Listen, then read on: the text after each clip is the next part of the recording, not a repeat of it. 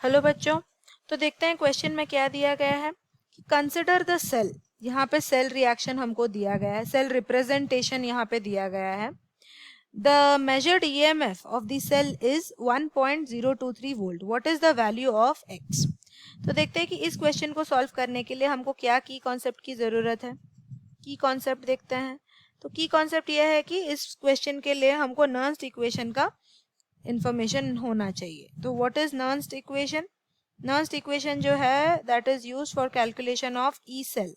तो E cell is equals to E not cell minus 0.0591 divided by n log product side पे जो भी रहेगा उसका concentration divided by reactant side पे जो भी रहेगा उसका concentration raised to the power of the stoichiometric coefficient. Right, तो पहले देखते हैं कि ये सेल रिप्रेजेंटेशन से हमारे कैथोड पे क्या रिएक्शन चल रहा है और एनोड पे क्या रिएक्शन चल रहा है। राइट, कैथोड पे जो रिएक्शन चल रहा है वो राइट साइड पे दिया जाता है, तो उस हिसाब से हमारा जो रिएक्शन है वो है Ag प्लस इलेक्ट्रॉन गेन करके बना रहा है Ag। और एनोड पे क्या हो रहा है कि H2 इलेक्ट्रॉन लूज करके बना रहा है H प्लस।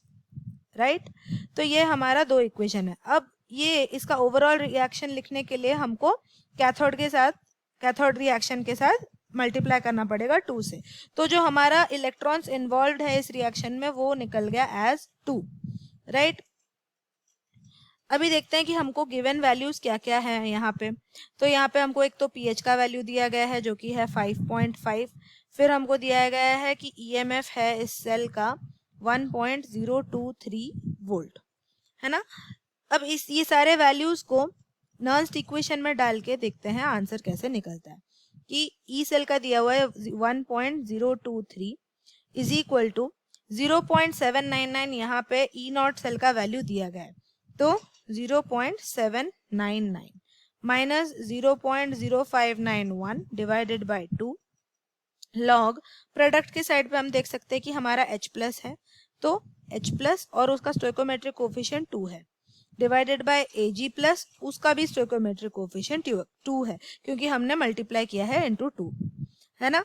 तो अभी हम इसका वैल्यू निकालेंगे 1.023 सॉरी यहाँ पे माइनस हो रहा है,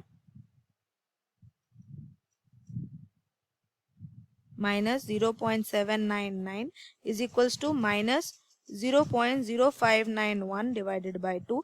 अब हमको पता है कि log m to the power n को हम ऐसे लिख सकते हैं n log m। तो यहाँ पे हम देख सकते हैं कि न्यूमरेटर और डिनोमिनेटर दोनों ही साइड में हमारा पावर 2 है, तो इसको हम ऐसे लिख सकते हैं कि 2 log concentration of H plus divided by Ag plus.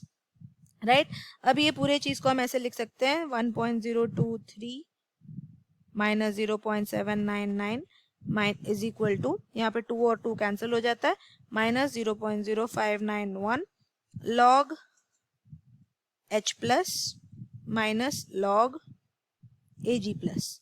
अब अगर मैं यहाँ पे minus log H plus common ले लूँ तो वो pH का वैल्यू रहेगा। राइट, तो यहाँ पे मैं अभी ऐसे लिख सकती हूँ कि 0.224 divided by 0.0591 is equal to pH plus log x, है ना। तो अभी log x pH की जगह पे मैं डाल सकती हूँ 5.5। अब ये ऐसे लिख सकते हैं कि 0.224 divided by 0.0591 is equal to 5.5 plus log x।